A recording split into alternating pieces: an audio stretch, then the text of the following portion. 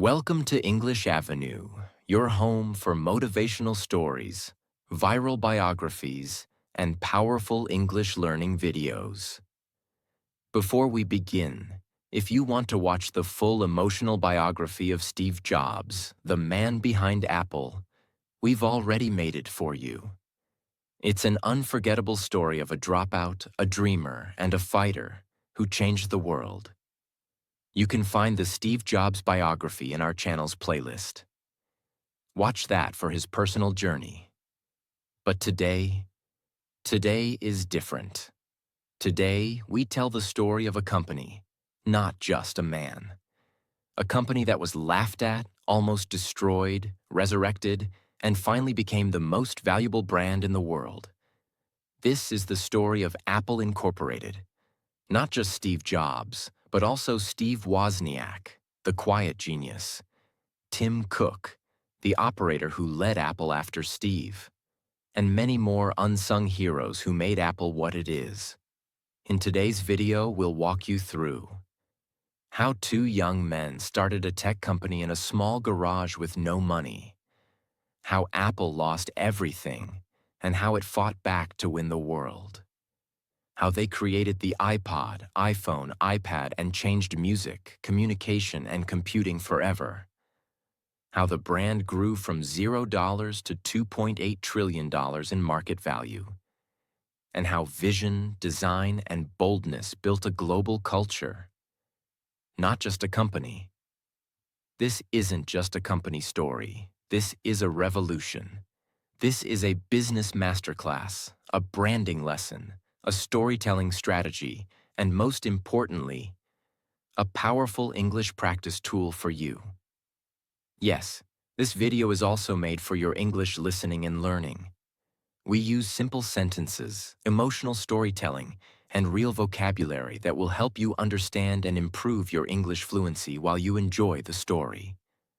So, sit back, take notes, and let the journey begin. We now start Part 1 of the Apple story. Part 1. The Garage That Birthed a Giant. In 1976, in Los Altos, California, a 21-year-old dreamer named Steve Jobs convinced his old friend Steve Wozniak to help him build a computer. Steve Jobs was not an engineer. He was a visionary, a salesman, and a man obsessed with simplicity and design. Steve Wozniak, on the other hand, was a genius engineer, shy, quiet, and incredibly talented. They were complete opposites, but together, they would start something the world had never seen before. They didn't have an office. They didn't have money. They didn't even have a company. But they had a garage, the one behind Steve Jobs' parents' house. And they had an idea. Let's build a computer that anyone can use, even if they don't understand technology. Wozniak designed the first Apple computer, the Apple One. It had no screen, no keyboard, no plastic casing. It was just a simple motherboard. But it worked. Jobs, the salesman, went to a local computer store called the Byte Shop. He told the owner, "We'll sell you 50 computers. You pay $500 each. We'll deliver in 30 days. The problem? They had no money, no parts, no factory. But Jobs believed. He borrowed money, sold his Volkswagen van, and convinced suppliers to give parts on credit. Together with Wozniak and a few helpers, they built the Apple One by hand in that small garage. The total sales? Over 200 Apple I units. Not bad for a couple of kids in a garage. Why the name Apple? Jobs chose the name Apple for 3 reasons. 1. It sounded friendly. 2. It appeared before Atari in the phone book. Jobs once worked at Atari. 3. He was on a fruitarian diet at the time. And so, Apple Computer Inc. was officially born on April 1st, 1976. Yes, on April Fool's Day. But this was no joke. This was the beginning of a brand that would change the world. While the Apple I was successful, it was just the beginning. Wozniak began working on the Apple II, A better, more complete version. Color screen. Keyboard. Plastic casing. Easy to use. They showed it at a computer show. Investors were shocked, not just by the tech, but by the beautiful design. Jobs made sure it looked clean, simple, and futuristic, different from the ugly machines other companies were making. In 1977, they launched Apple II. It became the first mass-produced personal computer in the world. In the first year, they sold $770,000 worth of computers. In the second year, it jumped to $7 million. By 1980, Apple was making $117 million a year. Apple was no longer just a garage project. It was a company on fire. On December 12, 1980, Apple went public. It sold shares on the stock market. The result? The company was instantly valued at $1.2 billion. Over 300 Apple employees became millionaires overnight. Steve Jobs, at just 25 years old, became a multi-millionaire. But money didn't make him stop. He wanted more. He wanted to make the greatest computer in the world. And that desire would take Apple into new territory. And into its first major war. At that time, IBM was the king of computing. A big, powerful company, trusted by businesses and governments. Apple was the young rebel. And Steve Jobs. He was ready to go to war. He said, IBM wants it all. Apple is the only hope. This wasn't just about selling computers. It was about fighting for freedom, design, and the future. By 1981, Apple had hundreds of employees, millions in revenue, and was becoming a household name. But success came with new problems. Internal teams were divided. Engineers wanted stability and practicality. Jobs wanted beauty, boldness, and revolution. Steve Jobs was becoming increasingly demanding, aggressive, and difficult to work with. He pushed everyone to the edge. He'd walk up to engineers and say, "This is garbage. You can do better." He believed in perfection or nothing. Some employees admired him, others feared him, many quit. But one thing was clear. Steve Jobs was not ready to slow down. While Apple II was making money, Jobs wanted something more advanced, more beautiful, something visionary. One day he visited Xerox PARC, a secret research lab. There he saw a prototype, a computer with a graphical user interface, GUI, a screen with icons, a mouse, windows. At that moment, Jobs saw the future. He rushed back and told his team, "This is it.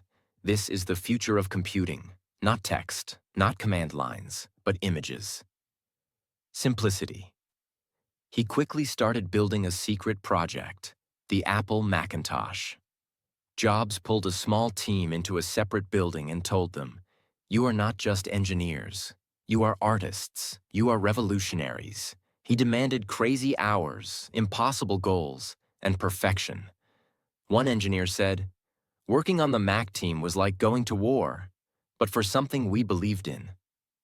The Mac was compact, beautiful, had a mouse and GUI, easy to use, friendly and personal.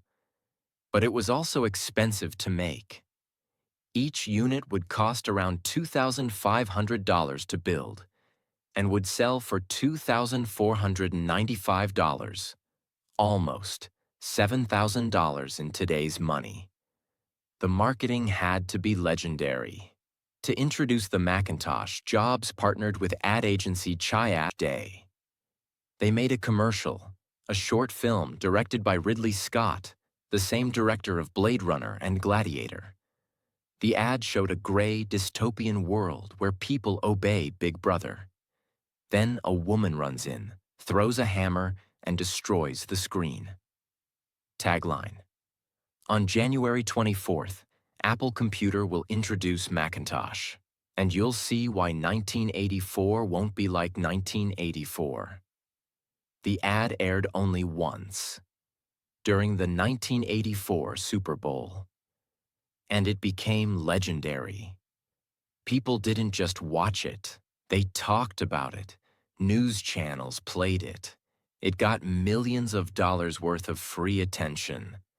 Apple wasn't just selling a computer, they were selling a movement. On January 24, 1984, Steve Jobs stood on a stage in a dark suit and launched the Apple Macintosh. He pulled it out of a bag. It spoke. "Hello, I'm Macintosh. It sure is great to get out of that bag." The audience cheered. People cried. It was magical. Apple sold 70,000 units in the first 4 months. But then, the problems began. The Macintosh was slow. It had no hard drive, just a floppy disk. It had little memory. It was expensive. It crashed often, and businesses didn't like it. Meanwhile, IBM was dominating the market. And Microsoft, Jobs' new software partner, was secretly working on Windows. Sales dropped. Retailers started returning units. The board of Apple got nervous. Jobs had once hired a powerful CEO from Pepsi, John Scully, with the famous line, "Do you want to sell sugar water for the rest of your life? Or do you want to come with me and change the world?" But now, Jobs and Scully were at war. Jobs wanted big risks, crazy ideas, total control. Scully wanted discipline, numbers, predictable business. Jobs would scream in meetings. He'd ignore budgets. He'd insult people. Finally, in 1985, the board of directors made a painful decision. They told Scully, "Steve is out of control. You have to choose him or the company." In September 1985, Apple's board removed Steve Jobs from the Macintosh division. And soon after, he resigned from the company he had founded. He was just 30 years old. At a press conference, Jobs was calm, but heartbroken. He later said, "I was out, and it was devastating. I felt I had let everyone down, but I still loved what I did." Steve Jobs, the soul of Apple, was gone. And Apple was now being led by people in suits. After Jobs left, Apple continued building computers, but the magic was missing. They released Macintosh 2, too expensive. Newton, early iPad-like device, a failure. Power Macintosh, underwhelming.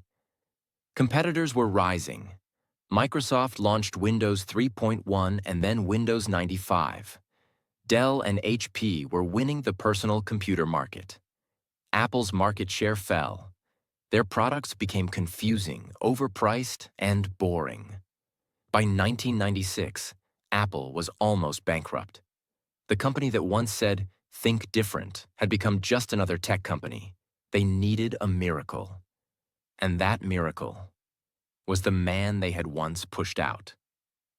Part 2. The Return of the King. Let's begin by understanding how bad things really were. From 1986 to 1996, Apple made mistake after mistake. They launched too many products. Each product had a different design, software, and accessories. There was no clear vision. Competitors like Microsoft, IBM, Dell, and HP were dominating. Apple's computers were expensive, slow, and incompatible with most software. By 1996, Apple's stock price was under $7 per share. They were losing $1 billion per year. At one point, Apple had only 90 days of cash left. People were writing Apple's obituary. Magazines printed headlines like, "Apple is dead. What went wrong with the world's most loved brand?" Apple was surrounded by companies with more money, better products, and stronger teams. They needed help. Fast. Back to Steve Jobs. After being fired, he didn't give up. He created a new company called Next Inc. in 1985. Next focused on building high-performance workstations for universities and businesses. They were powerful, beautifully designed machines, but also very expensive, around $6,500 per unit, equal to $15,000 today. Sales were weak, but the operating system, Next Step, was way ahead of its time. It was stable, easy to use, extremely well designed. Even though the hardware failed, the software was brilliant. Also during this time, Jobs bought Pixar from George Lucas for $5 million and turned it into a world-changing animation company. More on that later. Now let's come back to Apple in 1996. They were desperate for a better operating system. Their own was outdated, slow, and falling apart.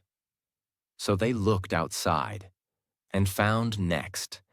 In a move no one expected, Apple acquired Next in 1997 for $429 million. And with that, Steve Jobs returned to Apple. After 12 years in exile, when Steve returned to Apple, he didn't celebrate.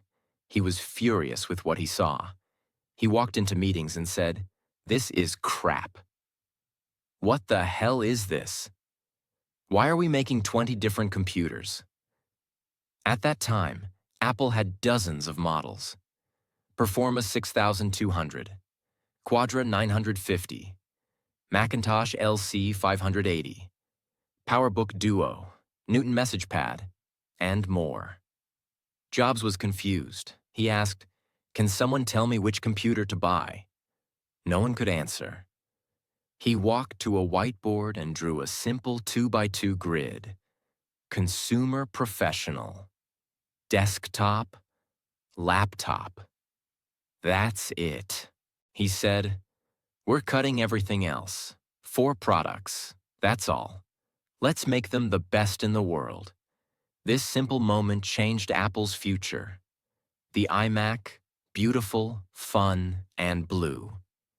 Steve wanted to make a computer that people would love, not just use, but feel emotionally connected to. He teamed up with Johnny Ive, a quiet, young British designer working at Apple. Together, they designed the iMac, a computer that looked like nothing else. Transparent, colored like Bondi blue, rounded, futuristic design, easy for beginners, all in one system. No floppy drive, which shocked people at the time. It was bold. It was beautiful. It was Apple reborn. Launched in August 1998, the iMac sold over 800,000 units in just 5 months. It brought in over $1 billion in revenue. Suddenly, Apple wasn't dying anymore. People were lining up to buy an Apple computer for the first time in years. Jobs focused on less but better. He simplified everything, removed unnecessary product lines, closed failing stores, fired executives who didn't align with the vision, focused the entire company on design, user experience, and simplicity. Even the Apple packaging changed. It became clean, white, and minimal. The Apple logo, which was once rainbow-colored, became monochrome, silver or white. It looked more serious, more elegant. Apple wasn't just changing the way it built computers. It was changing the way it told stories. It was becoming an emotional brand, not just a tech company. In 1997, Apple was $1 billion in debt. By 1999, thanks to the iMac and the new leadership, Apple became profitable again. Apple's stock price went from $7 to $99 within 3 years. Its market cap increased from under $3 billion to over $10 billion. New products like the Power Mac G4, iBook, and Cinema displays started gaining attention. But more importantly, people started believing in Apple again. Jobs famously said, "We're not just selling computers. We're selling tools for the mind that can change the world. One of the most surprising moments in Apple's comeback was this.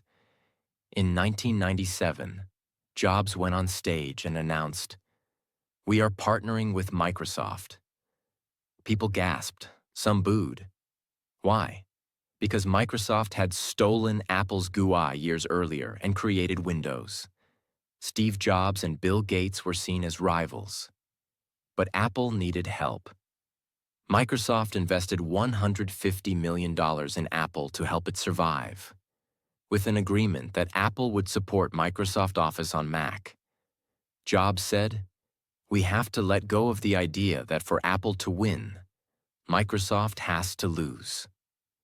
This humility and this strategic move bought Apple time. Time to rebuild, time to innovate. By the year 2000, Apple had a profitable business, a powerful new operating system based on Next, strong design language, a passionate user base, and most importantly, a fearless visionary back in control. But Apple wasn't finished. In fact, it hadn't even started the most important part yet. Apple was safe, but Jobs was not here to play it safe. By 2001, Apple had stabilized. The company was back in profit. New computers were selling well. The brand was cool again. But Steve Jobs wasn't interested in playing safe. He had something bigger in mind. He didn't want Apple to be just a computer company. He wanted Apple to become a part of your lifestyle. He once said, "The problem with Microsoft is that they have no taste."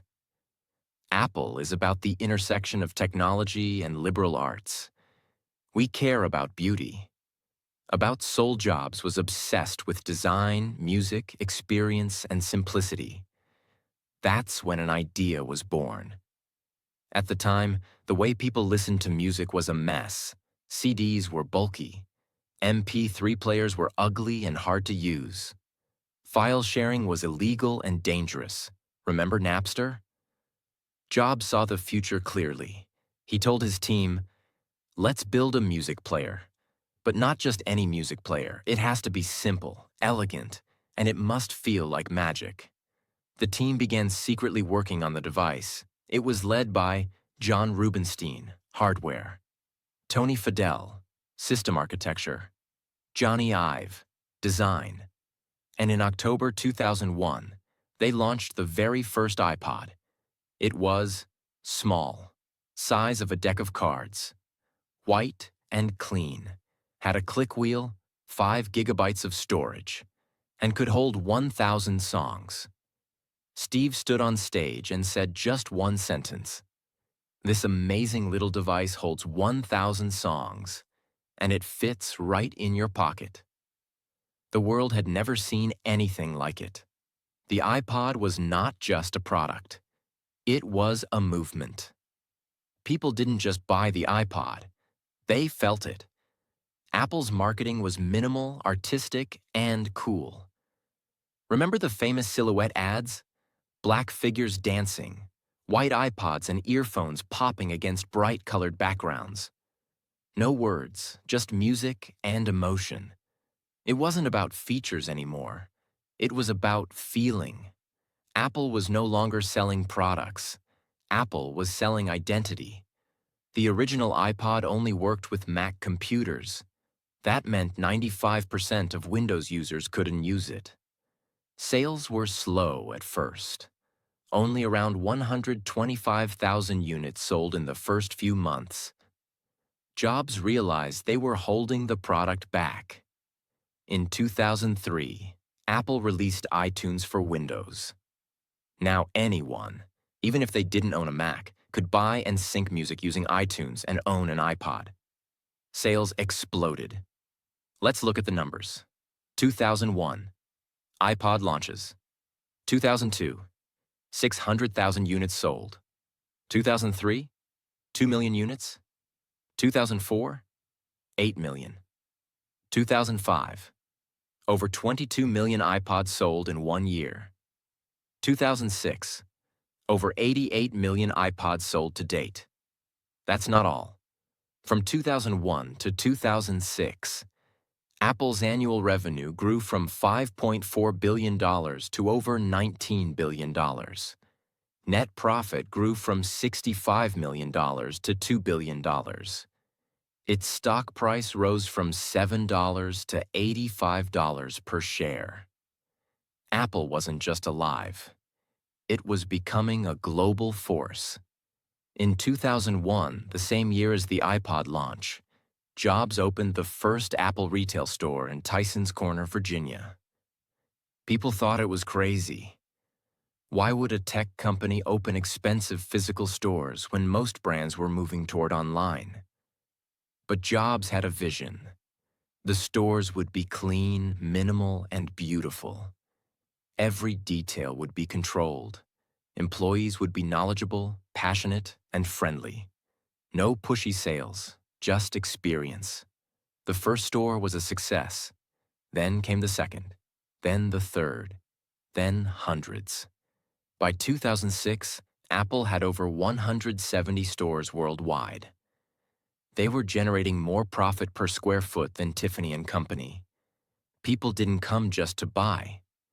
They came to experience the brand, to touch the future. While the iPod was leading the way, Apple didn't forget its roots. They launched Mac OS X, a stable, powerful operating system. MacBook Pro, sleek and professional. iMac G5 and Intel-powered Macs, fast, modern. Time Machine, iLife, and other beginner-friendly apps. Apple computers were no longer just for designers and nerds. They were becoming for everyone. Even schools and businesses were slowly adopting Macs again. From 2001 to 2006, Apple transformed itself completely. It became a leader in music, not just tech. It created a new retail experience. It rebuilt its software ecosystem. It attracted millions of new users. And it turned its brand into something people wore proudly. The white earbuds became a symbol. Owning an iPod meant you were different. Jobs once said, "People with passion can change the world, and we're just getting started." He wasn't lying, because what came next would change everything, not just for Apple, but for the entire human race. Part 3. The day the world changed forever. The mobile phone industry was boring. Steve Jobs hated it. In 2005, Apple was flying high. But Steve Jobs was frustrated. He looked around at the mobile phones in the market and saw ugly, clunky, confusing devices. Tiny screens, plastic keyboards, slow internet, bad cameras, complicated interfaces. Even the best phones, or from Nokia, Motorola, and BlackBerry, felt old and frustrating. Jobs said to his team, "These phones are not smart. They're stupid. We can do better. Much better." But Apple didn't know anything about the phone industry. So they partnered with Motorola to create a phone called the Motorola ROKR, which included iTunes support. It was a disaster. Ugly design, slow syncing, could only store 100 songs. Bad user experience, no magic. Jobs was embarrassed. He called it the wrong approach. And then he made a decision that would change the future of Apple and the world.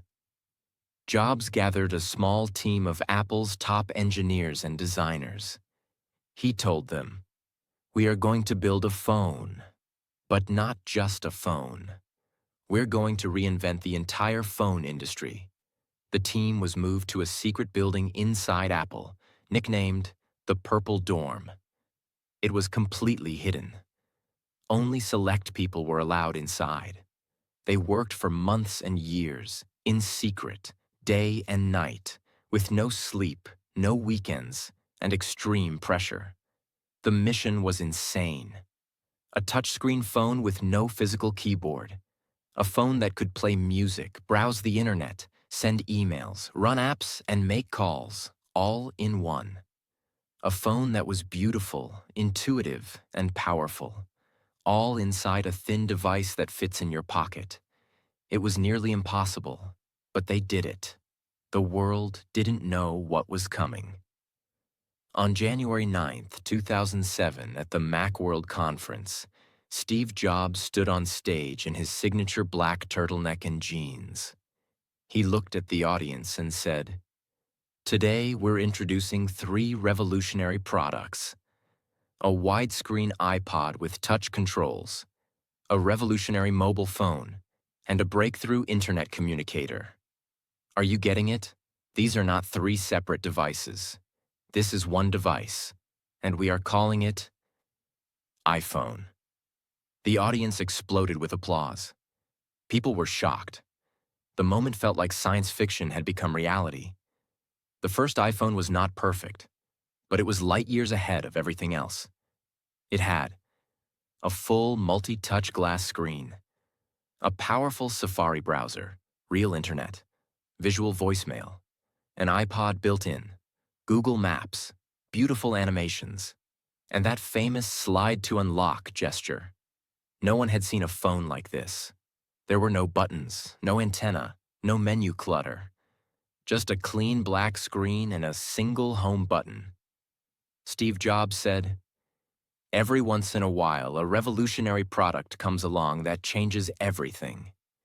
This is one of them." The iPhone launched in June 2007. Price? $499 for 4 gigabytes. $599 for 8 gigabytes. Carrier?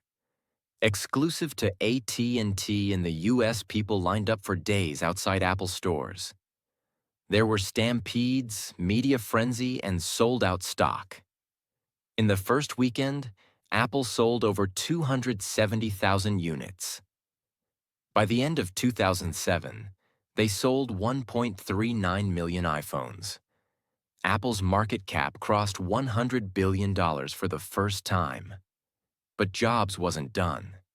He wanted to build not just a phone, but an ecosystem. In 2008, Apple launched the App Store. It was revolutionary. Developers from around the world could build apps. Apple would review and approve them. Users could download them with one click. It turned the iPhone into more than a phone. Now it was a flashlight, a calculator, a game console, a travel guide, a camera editing studio, a calendar, a social media tool, and anything else a developer could imagine. By giving power to developers, Apple created a new digital economy. Apple took 30% of all app revenue, and the App Store exploded. In the first year, 500 apps available, over 1 billion downloads. Apple earned hundreds of millions of dollars in revenue. This changed everything. Apple released a new iPhone every year, improving it each time. iPhone 3G, 2008. Added GPS plus App Store. iPhone 3GS, 2009. Faster, better camera. iPhone 4, 2010. Retina display, FaceTime, new design. iPhone 4S, 2011. Introduced Siri. And it kept going. Each model sold tens of millions of units. Apple's profits skyrocketed. By 2010, iPhone sales crossed 40 million units per year. Revenue from iPhones alone crossed $25 billion per year. Apple was no longer a computer company. It was a consumer electronics superpower. Let's look at Apple's growth between 2006 to 2010. Annual revenue grew from $19 billion to $65 billion. Net profit grew from $2 billion to over $14 billion. Stock price went from $55 to over $300 per share. Market cap exploded from $50 billion to over $300 billion. Apple became the second most valuable company in the world, behind ExxonMobil. iPhone alone accounted for more than 50% of Apple's total revenue by 2010. Jobs had done it. He had taken Apple from a near-dead company to the most powerful force in tech. The world didn't know. Steve was sick again. During this explosion, something dark was happening behind the scenes. Steve Jobs had battled pancreatic cancer in 2003. He had surgery and returned. But the illness had never completely gone away. In 2008 to 2009, Jobs took a leave of absence due to health reasons. Rumors spread. Apple's stock fell every time he appeared too thin in public. But Jobs kept working. He kept pushing. He refused to stop because he knew the next invention was coming, and it would change the world again. Even while battling cancer, Steve Jobs had one more dream. He believed there was a missing device between a smartphone and a laptop. People laughed when he told them. They said, "No one wants a big iPhone. It's just a toy.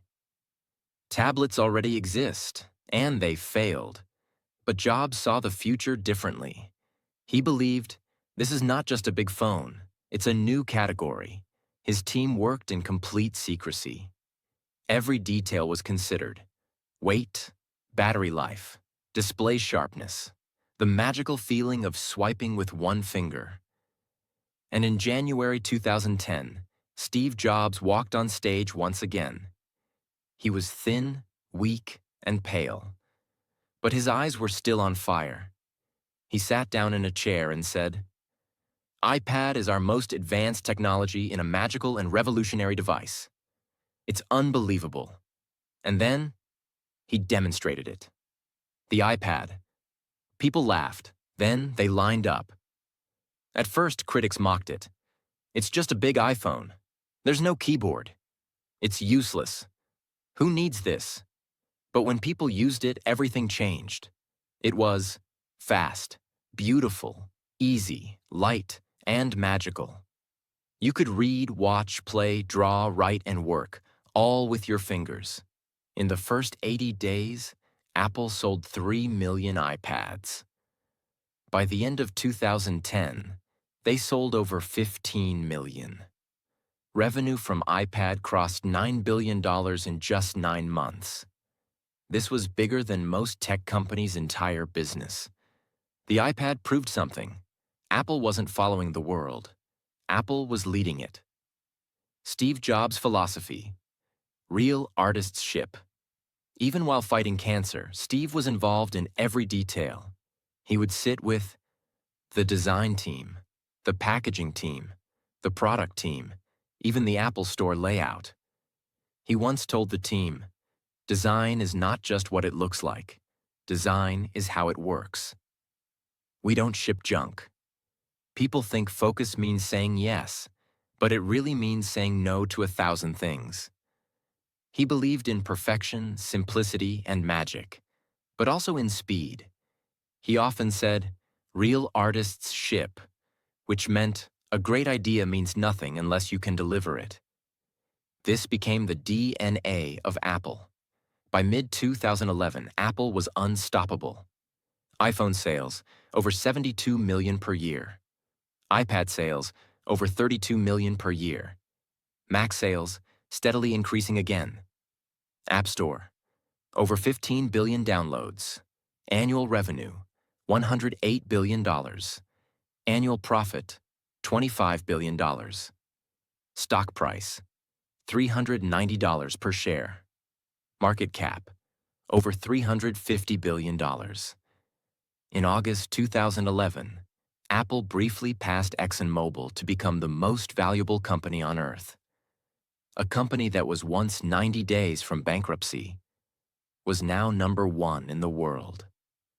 By late 2010, Steve Jobs was visibly weaker. He had lost a lot of weight. His voice was quieter. He moved slowly. He had already taken 2 medical leaves in the past.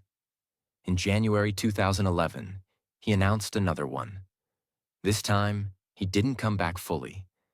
Still, he appeared for one final product launch in March 2011, the iPad 2.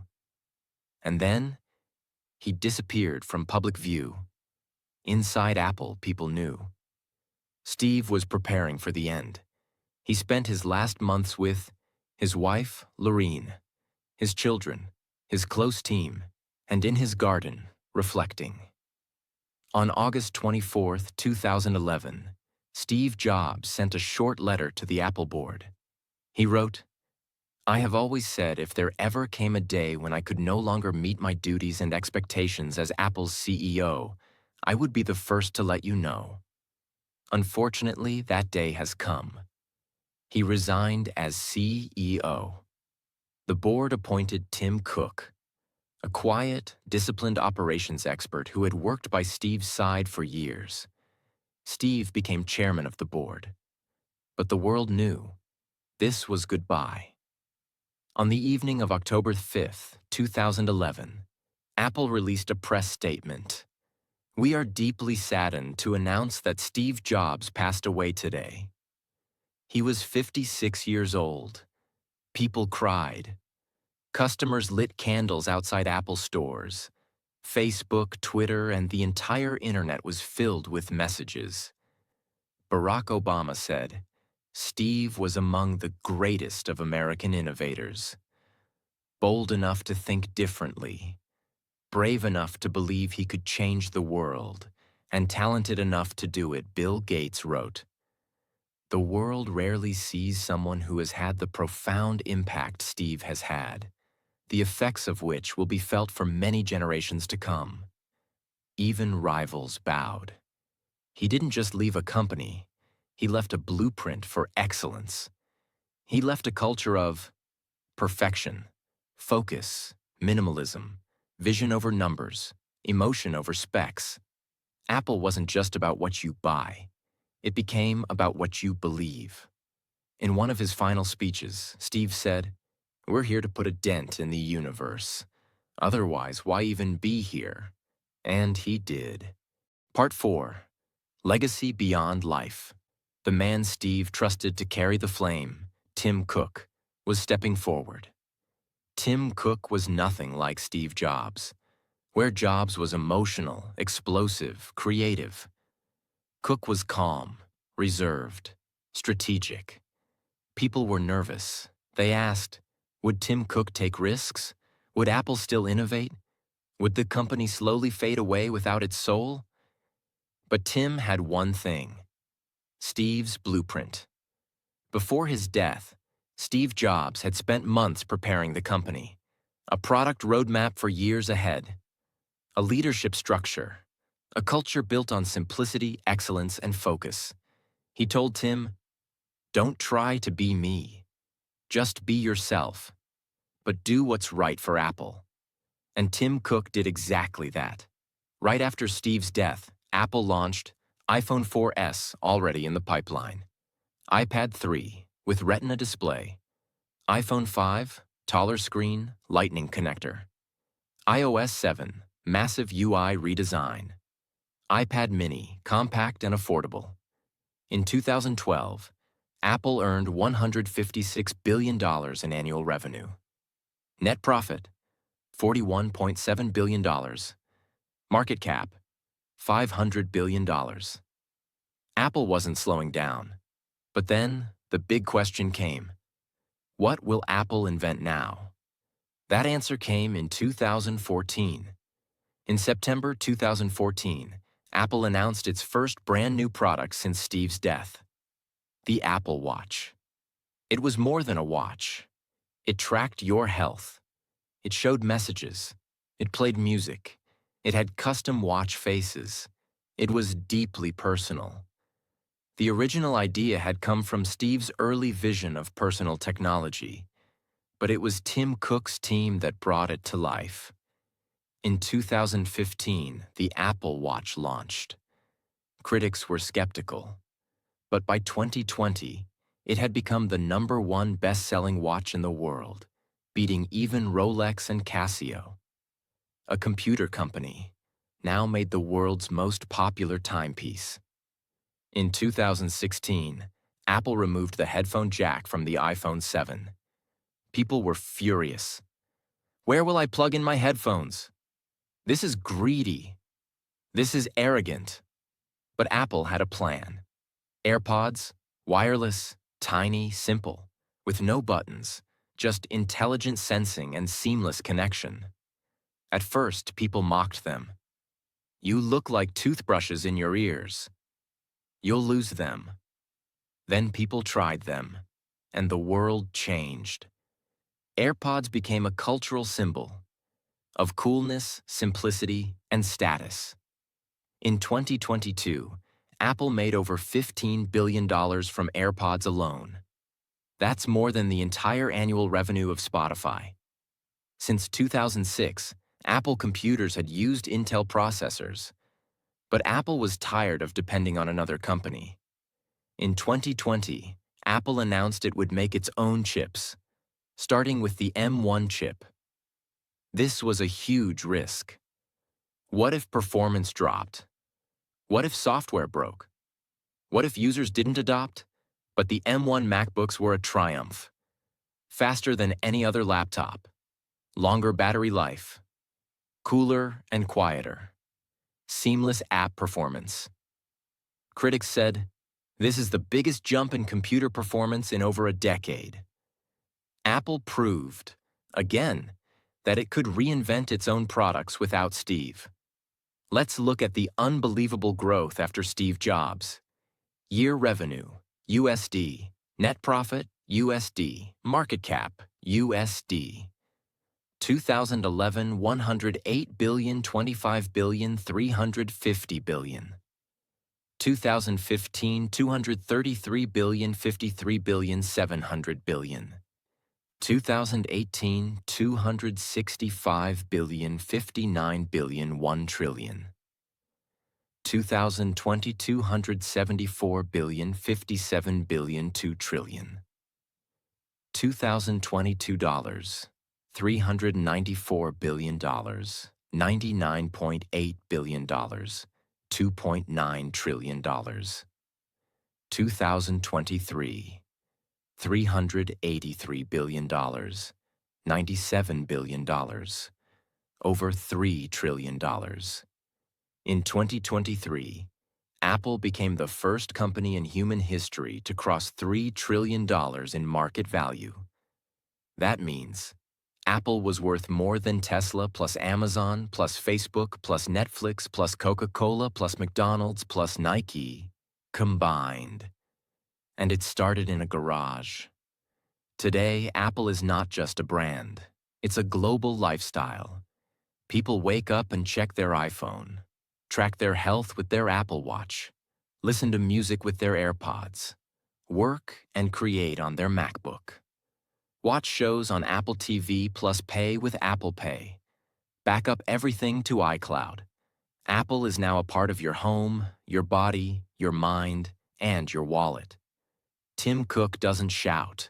He doesn't seek attention. He doesn't do dramatic speeches. But what he did was transform Apple from a product company into an empire. Under Tim Cook, Apple became more global, more inclusive, more environmentally focused, and more financially powerful than ever. He proved that discipline and vision can exist together. Even though he didn't invent the iPhone, he scaled it to reach every corner of Earth. Let's remember what makes this story the greatest of all time. Started in a garage. Almost went bankrupt. Founder was fired, made a comeback. Invented products that changed the world, lost its visionary. Still rose to become the most valuable company on Earth. No company in modern history has ever combined technology, design, emotion, branding, storytelling, simplicity, as perfectly as Apple. Steve Jobs is gone, but walk into any Apple store. Hold any iPhone. Listen to the startup chime of a MacBook, and you'll feel him. He's there, in the curves, the colors, the silence, the power, the simplicity. He once said, "The people who are crazy enough to think they can change the world are the ones who do." He believed it. He proved it. and he left behind a company that will inspire generations forever. This was the complete, detailed, emotional, and powerful four-part story of Apple Inc., from garage to $3 trillion, from rebellion to revolution, from Steve Jobs to the world. 8 powerful lessons from Apple. 1. Simplicity wins in a complicated world. Apple's greatest weapon is not complexity, it's simplicity. One button, one color, one clean page. From the iPhone to the Apple Watch to their website, Apple teaches us, people don't want more features. They want less confusion. Lesson: make your work, message, and life simpler. And people will understand, remember, and love you more. 2. Consistency builds trust. Apple releases a new iPhone every year, a new iOS, new updates, on time, polished, familiar. They never disappear. They never stop showing up. Lesson: if you want to build a strong brand or a strong life, show up consistently, over and over again. Let people trust you. 3. Emotion is more powerful than features. Apple never says, we have 4 gigabytes RAM. We use 16-core chips. They say, it just works. Think different. 1,000 songs in your pocket. Lesson: whether you're building a business or telling your story, speak to emotion, not specs. People remember how you make them feel, not what you say. 4. Never be afraid to kill your own products. Apple killed the iPod, the headphone jack, the CD drive, Intel chips. Even if something worked yesterday, Apple asks, is this still good enough for tomorrow? Lesson: don't hold on to what's safe. If you want to grow, be brave enough to destroy the old version of yourself. 5. Don't do everything. Just do one thing perfectly. While other companies make fridges, TVs, printers, and even toasters, Apple focuses on phones, computers, headphones, watches, and they make each one beautiful, powerful, and unforgettable. Lesson: you don't have to do everything. Just do one thing, but do it so well that no one else can compete. 6. Control the entire experience. Apple controls the hardware, the software, the store, the charger, even the unboxing experience. Because of that, customers feel everything is smooth and premium. Lesson: don't just create a product. Create a total experience, from first impression to final goodbye. 7. Protect the brand at all costs. Apple never puts its logo on cheap products, never discounts heavily, never lowers quality to chase competitors. They protect the brand like it's sacred. Lesson: your name, your work, your values. They are your brand. Don't sell them for short-term gain. Protect your reputation. 8. Start small, dream big, deliver boldly. Apple started in a garage with no money. They made one computer. Then they changed the world. Lesson: you don't need to be big to begin. You just need to begin. And then never stop. Apple was never just a company. It was an idea that beauty, simplicity, and courage can change everything.